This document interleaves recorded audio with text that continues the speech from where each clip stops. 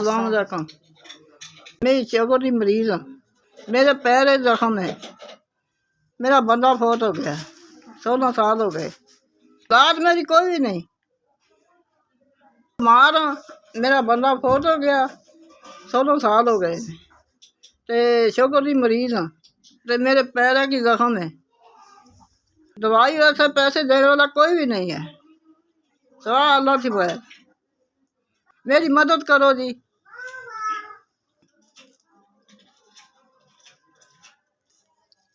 अस्सलाम वालेकुम भाई। ਅਸੀਂ ਭਾਈ ਗਰੀਬ ਲੋਕ ਐਪਟਾਬਾਦ ਦੇ ਹੈਗੇ ਹਾਂ। ਇੱਥੇ ਕਿਰਾਇਆ ਤੇ ਰੋਲਾ ਨਾਲ ਅਸੀਂ ਦੁਨੀਆ ਤੇ ਅੱਲਾ ਨੇ ਭੇਜਿਆ ਸਾਨੂੰ। ਤੇ ਇਹ ਤਾਈ ਮੇਰੀ ਦਾ ਬੰਦਾ ਵੀ ਨਹੀਂ ਹੈਗਾ, ਨਾ ਇਹਦੀ ਕੋਈ ਔਲਾਦ ਹੈਗੀ। ਤੇ ਤੁਸੀਂ ਇਹਦਾ ਤਾਵਨ ਕਰੋ, ਇਹਦੀ ਮਦਦ ਕਰੋ। ਮੈਂ ਆਪ ਕਿਰਾਏ ਤੇ ਵੀਰ ਬੈਠੀ, ਮੈਂ ਇਹਨੂੰ ਕੀ ਦੇ ਸਕਦੀ।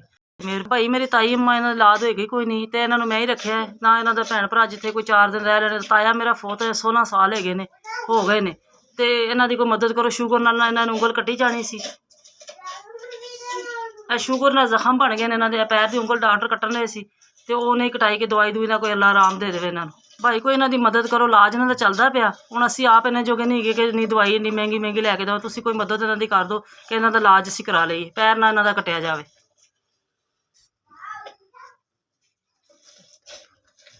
BS 5,000 रुपया दिता ही ते दवाइयां वास्ते।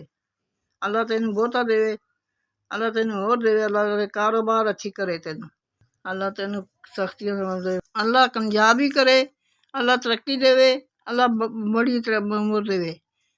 अल्लाह ताला तेन जुल्म तो अल्लाह खुश रखे। अल्लाह तेरे दारा भी चलते रहे, सारी उम्र चलता रहे। अल्लाह हुण आई दवाइयां सब पैसा ही चाहिए। अल्लाह ते खुश रखे, अल्लाह तेन आबाद रखे, ते सारी उम्र ते तरक्की बढ़ती रहे। हूँ क्या अस भी अल्लाह खुश रखे, अल्लाह तेन भला करे। मैंने पैसा दिता है मेरे दवाइयां वास्ते।